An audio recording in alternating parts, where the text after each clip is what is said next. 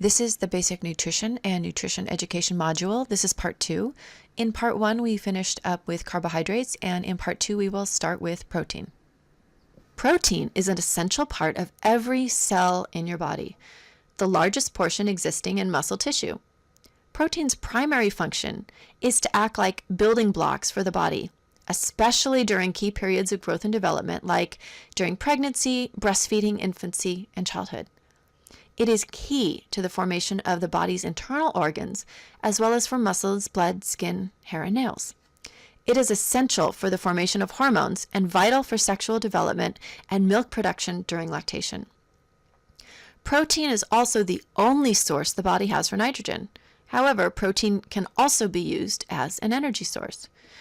So you may have heard this phrase before, like sparing protein. So carbohydrates spare protein from being used as energy when carbohydrates are present in an adequate amount for energy. They allow protein to function in its other significant roles. Now keep in mind that carbohydrates and fat cannot function as protein. Like carbohydrates, protein is a macronutrient, meaning that the body needs relatively large amounts of it.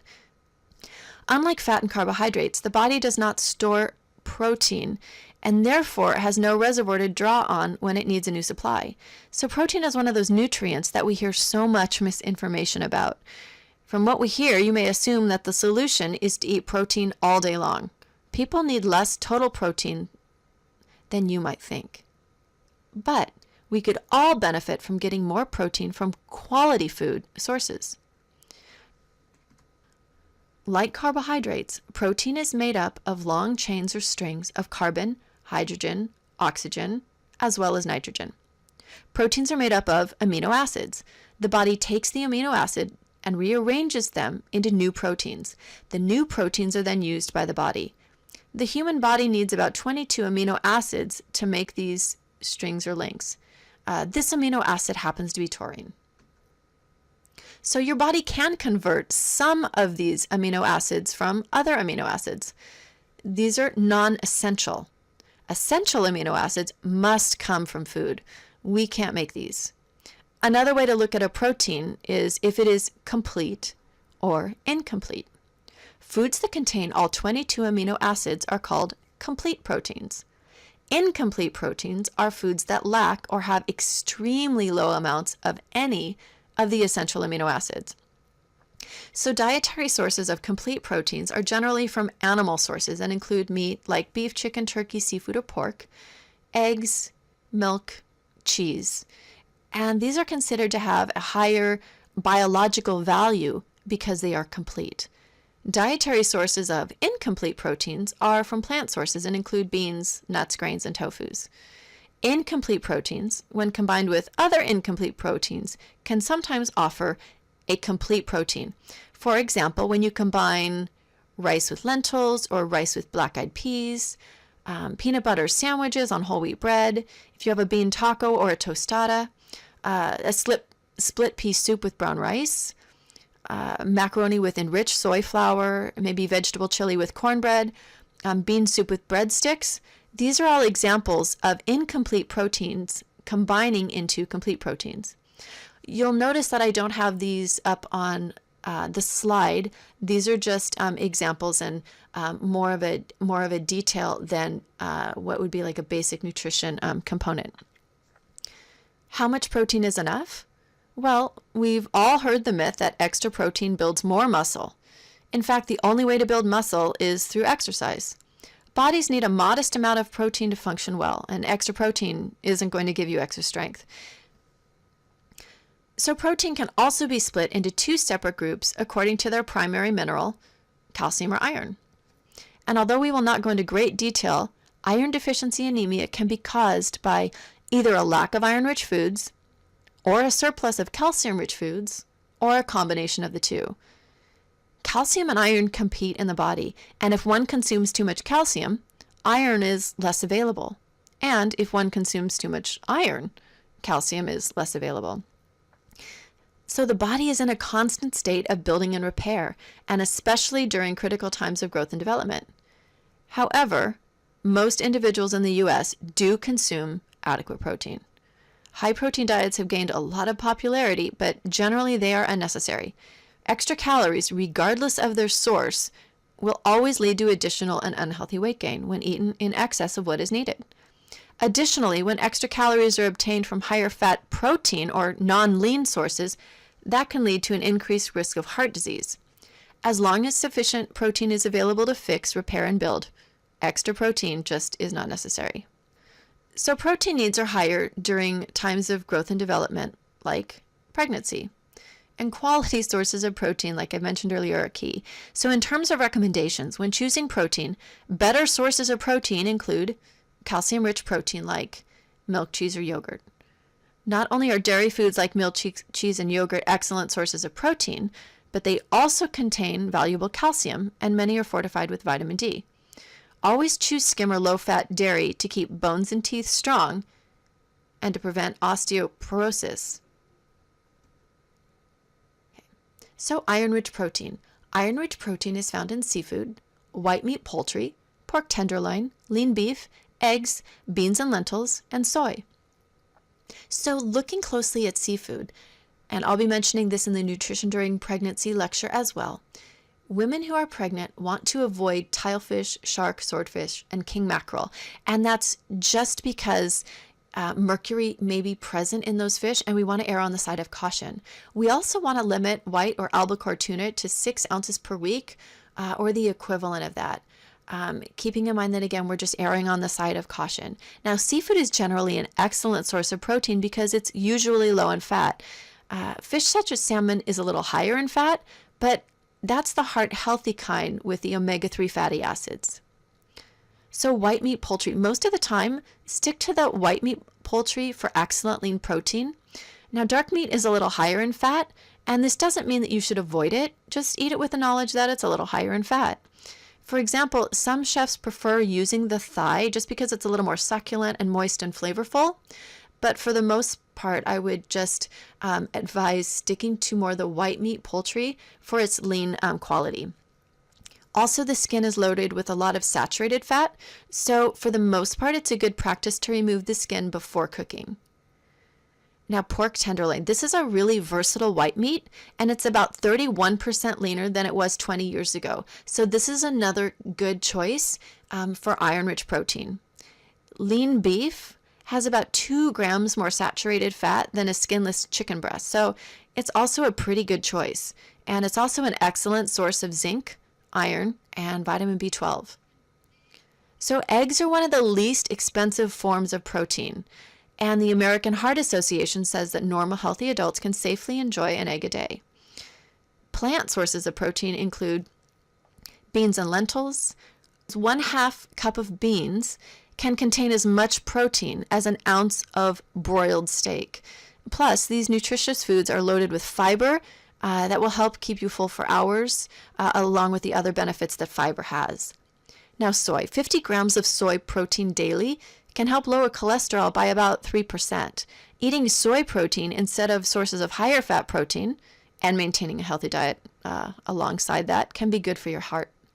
So before we move on to the next nutrient, just a few more thoughts about protein. So many new moms really struggle with time. Now in America, families struggle with time, college students struggle with time. We all have this battle against the clock.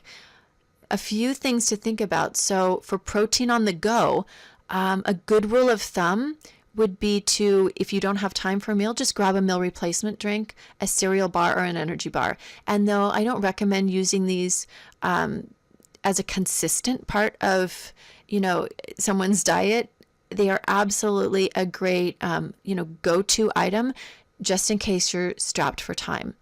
Just remember that a good rule of thumb when looking at any of these items, just check the label and make sure that the product contains at least 6 grams of protein and is low in sugar and fat.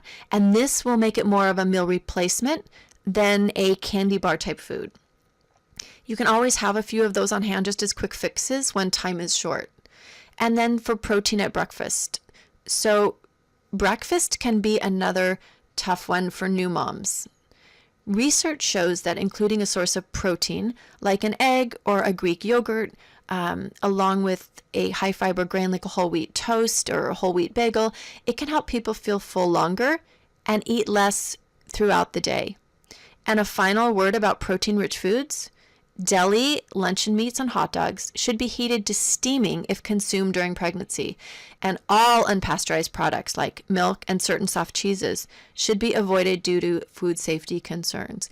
And for clients of yours who might really enjoy unpasteurized soft cheeses, they do make in many markets pasteurized soft cheeses. So that's just an alternative, but definitely the unpasteurized products should be avoided. So another test your knowledge slide. So what role does protein play in the body?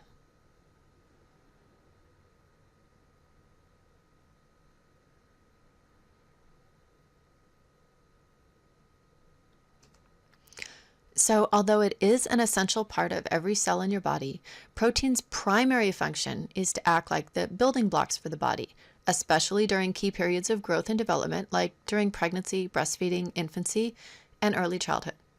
It is key to the formation of the body's internal organs, as well as for muscles, blood, skin, hair, and nails. Moving on to our last macronutrient, fat. For decades, fat has been villainized. In the media, it often, usually, tops the list of what to avoid. Now, in reality, there is much more to the story about fats. And the truth is we actually need fats, and in fact can't live without them. Fats are a crucial part of a healthy diet. They supply essential fatty acids, have a real role in heart health, deliver fat-soluble vitamins, and are a concentrated source of fuel. In our diets, fat can even help with weight loss when used strategically. However, fat obviously does have a very real part in cardiovascular disease and obesity. The trouble is that the average mainstream American diet is higher in fat than what is recommended. Well, why? Well, first of all, fats are pretty tasty, and our food supply is abundantly supplied with them. However, it doesn't make sense to blame the obesity epidemic on just one nutrient. Consuming more calories from all sources, fats, carbs, protein, and alcohol, more than you burn off, results in weight gain. It is pretty simple. Although not every calorie is created equal, if you eat more than you burn, you will gain weight. Too little physical activity and a diet high in calories, again from any source, weight gain. There are other factors that play into obesity as well that we can't ignore, like genetics, age, gender, and lifestyle. And eating too much fat does more than just expand our waistlines. America's decades-long infatuation with fat has helped to trigger an increase in the rates of type 2 diabetes, certain cancers, and heart disease. So the other issue with fat, well, what type of fat is it? And again, this is where the good fat versus bad fat, Dr. Jekyll and Mr. Hyde challenge comes into play. Before we move on, just another snapshot of what a fat looks like. So like carbohydrates and protein, fats are made up of very long-chained fatty acids, long-chain molecules of carbon, hydrogen, and oxygen.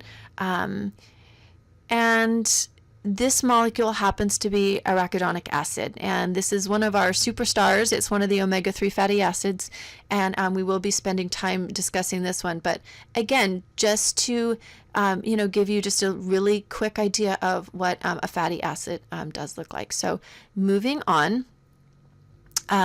fats are a concentrated source of energy, and they offer more than twice as many calories per gram than either carbohydrates or protein.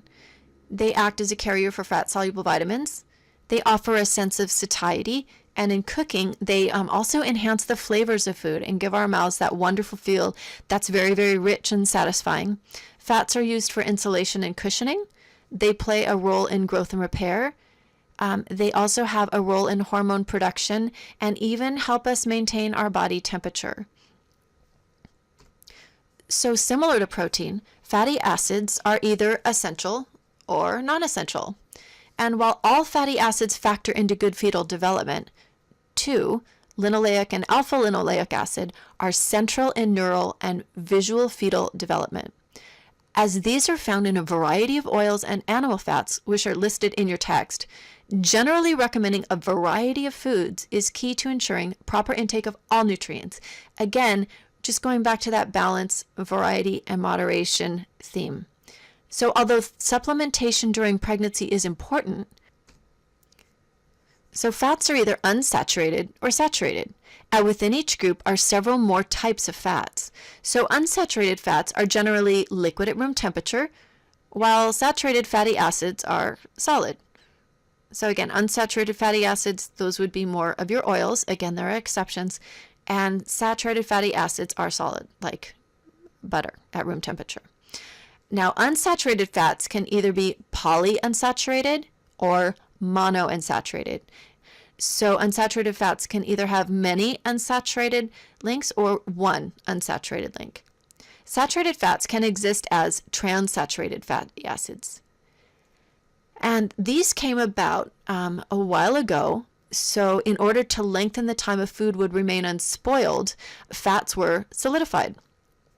These oils don't quite spoil as quickly as butter, and they would extend the shelf life of foods. And so back decades ago, when these were first formulated, this was a good thing. Extending the shelf life of products was considered to be, a smart food advance. These are the fats that you really do want to be on the alert for. Although, by the end of this year, they should no longer be in existence, at least in our country. You won't find them past 2018. The FDA actually no longer recognizes trans fat as an item on the GRAS list, or generally recognized as safe list. Trans fats raise the LDL, or the bad cholesterol, and make people more likely to get heart disease. They also lower the good cholesterol, or the HDLs. And by now, again, with the exception of the natural trans fat that's found in beef, lamb, or full dairy products found naturally, all trans fats will be phased out. You do still need to look for nutrition, to look on nutrition labels of packaged food items, in the next few months or so, depending on when you're listening to this lecture. And those will appear on the ingredients list as hydrogenated or partially hydrogenated vegetable oils. So the result is that changing to products that don't use hydrogenated oils will basically shorten the shelf life of baked goods in our pantries, but our bodies will benefit. So polyunsaturated fats, found mostly in vegetable oils, help lower both blood cholesterol levels and triglyceride levels, especially when you substitute them for saturated fats. One type of polyunsaturated fat are the omega-3 fatty acids, whose potential heart health benefits have justifiably received a lot of attention. So the omega-3s are found in fatty fish like salmon, trout, catfish, mackerel, and others. And the types found in fish called, and again, you're not going to need to know this because they're more commonly known by their abbreviations, but so docosahexaenoic acid, which we will be calling DHA, and eicosapentaenoic acid, or EPA, are the two primarily found in fish. And these seem to have some of the strongest health benefits and very powerful roles during pregnancy and lactation. Another form, known as alpha-linoleic acid, is found in vegetable oils, as well as flaxseed, walnuts or walnut oil, and dark leafy vegetables like spinach. Now, the different types of omega-3 fatty acids can be confusing. So again, there are the two fish oils, the DHA and EPA, and then there are the plant sources, the ALA, and the ALA from the plant source is converted into omega-3 fatty acids in the body. Okay, so just for the purposes of this course, keep in mind that studies have generally used fish oils as the source for omega-3 fatty acids, the predominant source. So while plant sources with ALA may have some of the same benefits, they really haven't been researched as well, and there is less known about them. So for now, fish oils with DHA and EPA They just have the more established benefit. So as a quick side note, flax seeds, which are gaining in a little bit of popularity, so I'm just going to throw this little tidbit in here. These need to be ground really in order for the body to access the omega-3 fatty acids. If they're not ground up, they really just do pass through the body untouched and really won't be beneficial. So you do need to grind the flax seeds up. And again, those can be added to breakfast cereal, sprinkled in yogurt, added to baked goods, even including breads and muffins. So a teaspoon of ground flaxseed can also be added to low-fat mayo or mustard when making a sandwich.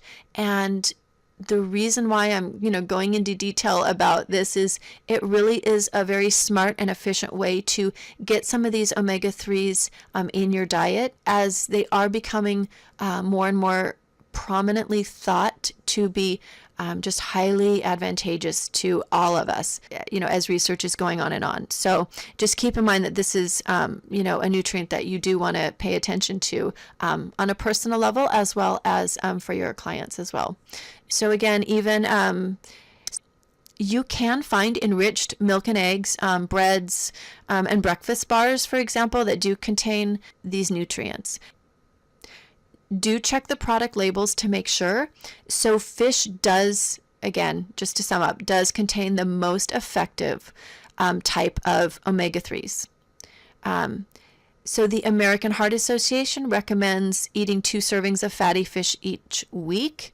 But as a cautionary note, and I mentioned this earlier in this presentation, that pregnant women and young children really should stay away from shark, swordfish, king mackerel, and there are a few others like tilefish, orange roughy, because these bigger species fish do tend to present more of a risk because they are just higher in mercury. And so plant sources of unsaturated fat are a good substitute for saturated or trans fat. Again, they just won't have quite the same full effect on cardiovascular disease as the fatty fish will. And again, cooking style, it does matter. Frying up your trout, while you will still be getting the trout, isn't the heart healthiest method of cooking. So keeping in mind that if you're going to choose to eat healthy by choosing more fish in your diet, you don't want to destroy that benefit by frying or deep frying when you have other healthier alternatives that are just as tasty. So steaming, broiling, barbecuing, stir frying, sautéing, grilling, poaching, baking, with a little bit of added fat. These really are more of the go-to methods for healthy cooking techniques. And so just a quick word about supplements. When you're at a grocery store, pharmacy, Trader Joe's, you will see that the market is just flooded with omega-3 supplements. And it is advantageous to get your omega-3s from food, but an omega-3 supplement is one of the better supplements if you are going to make a decision to go down that route. So let fish or even fortified food products be your dominant source of omega-3s, but supplements in this case may serve some advantage. You can even, again, when I was mentioning earlier about reading the labels, for example, some chickens, they are given feed that is high in omega-3s. So their eggs will contain more omega-3s than chickens who aren't given that specific diet. So again, check the product label on that. And for people with established heart disease, there really isn't any research indicating that omega-3s will decrease the risk of heart disease. But there is research seeming to indicate that omega-3s may help with mental sharpness and even arthritis later on in life. So there is a lot of research that is currently being done in this area, and all I can say is more to come. Who knows what the next set of dietary guidelines will have in them as research just continues to move forward. So along with the omega-3 fatty acids, we also have something called omega-6 fatty acids. And I realize that we've been sitting on this slide for quite a while, but the omega-6 fatty acids, while also needed for a healthy diet, are actually needed in the right balance in order to protect the heart, the joints, and the skin, and the more. So the American diet is very excessive in omega-6s. So these fatty acids are found in corn oil and vegetable oils, and like I mentioned, they are just used profusely in the States. So too much omega-6, it can raise blood pressure, it can lead to blood clots that can cause heart attack and stroke, and can also cause your body to retain water. So the trick is to really try and include more omega-3 fatty acids and less omega-6 fatty acids.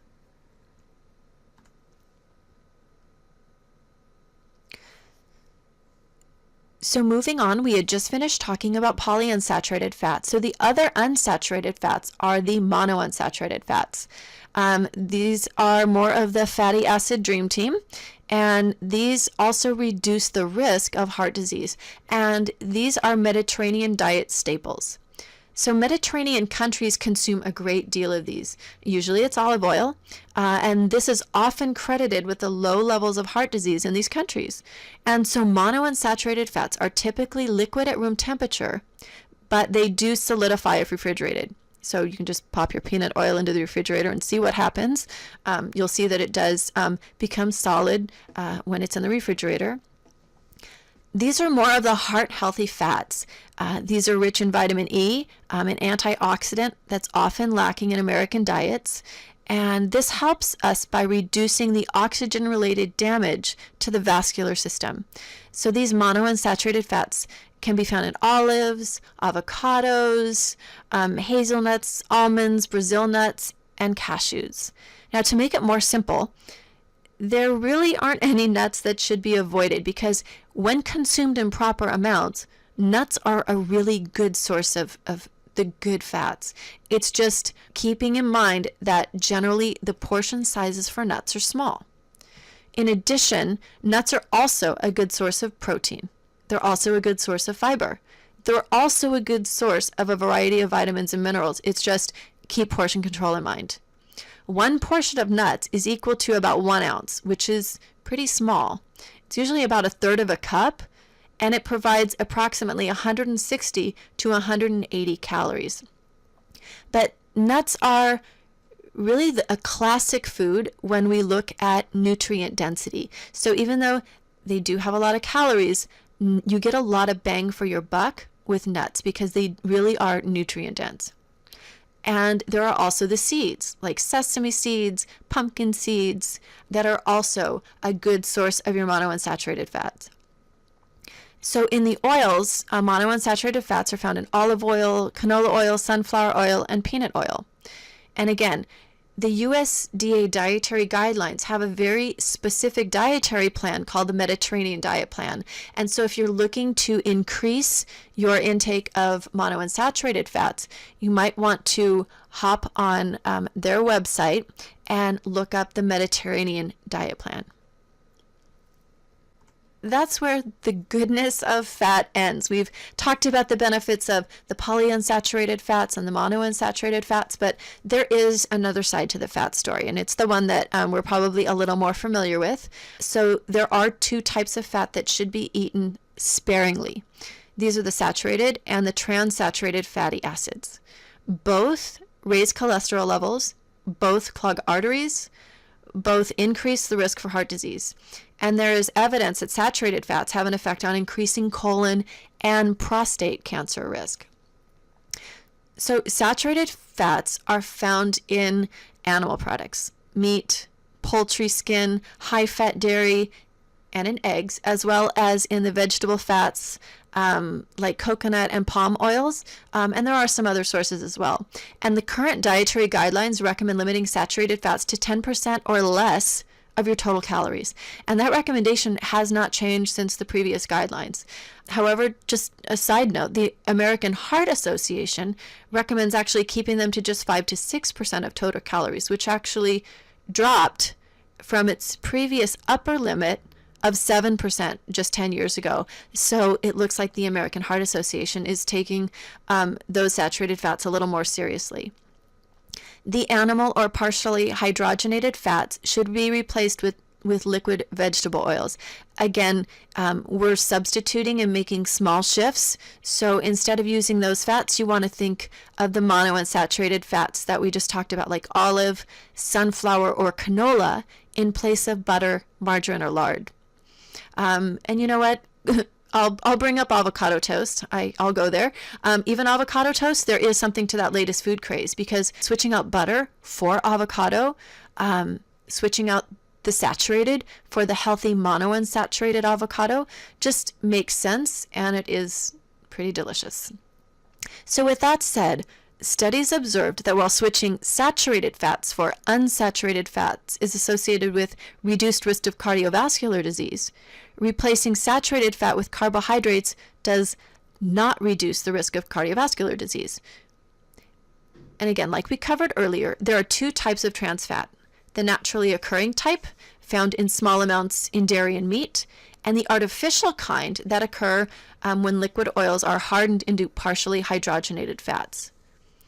So natural trans fats are not what we're worrying about here. You don't have to be concerned about those, especially if you're choosing the lower fat or non-fat dairy products and the lean meats. The real worry in the American diet is the artificial trans fat. And like I mentioned earlier, those are being phased out, but we still do need to just, keep an eye out. These are used extensively in frying, in baked goods, in cookies, icings, crackers, packaged snack foods, microwave popcorn, and some margarines as well. One thing to keep in mind is that these man-made fats are taken up by the body much more efficiently than the omega-3s. So trans fatty acids not only harm your health, they also block the absorption of healthy fats. Just to look at fat in a nutshell, most foods contain a combination of fats, but they are classified according to their dominant fat. So for example, nearly half of the fat in peanut butter is the beneficial monounsaturated fat. And resist the urge to pour off the heart-healthy oil that's separated out of the natural peanut butter. You want to go ahead and mix it in. So this chart lists sources of the good-for-you unsaturated fats, as well as some examples of fats that you want to avoid. And this isn't a comprehensive chart by any means. You can see the foods listed in red are the saturated fats or the trans fatty acids, and these are the ones that you want to consume less of. And the polyunsaturated fats, as well as the monounsaturated fats, well, these are the fats that you want to use more of. These are the ones that are heart healthy and beneficial for us. So to sum up, unsaturated fatty acids are found in two forms. Monounsaturated fatty acids come from vegetables, nuts, and seeds, and polyunsaturated fatty acids are found in nuts, seeds, and fish.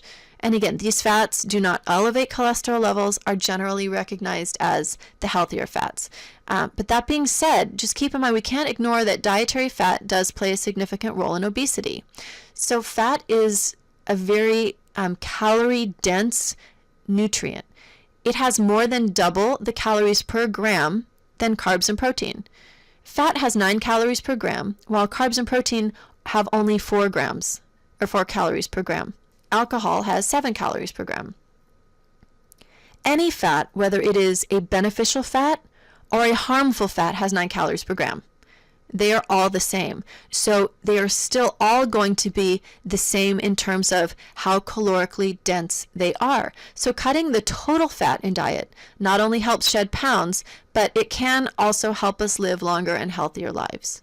So being overweight contributes to the risk of many types of cancer, including colon cancer and breast cancer among postmenopausal women. While eating less total fat will not directly lower your cancer risk, it will help you control your weight, which in turn can reduce your risk of cancer and other disorders. So it's easy to overeat fats, especially in the U.S. They lurk in so many foods that Americans love, such as French fries, processed foods, cakes, cookies, chocolate, ice cream, thick, juicy steaks, luscious cheeses, and even in those avocados, olives, and nuts. So again, here's a test your knowledge slide. I'll read the slide and then give you a few seconds to answer the question. So what are the healthier forms of fat?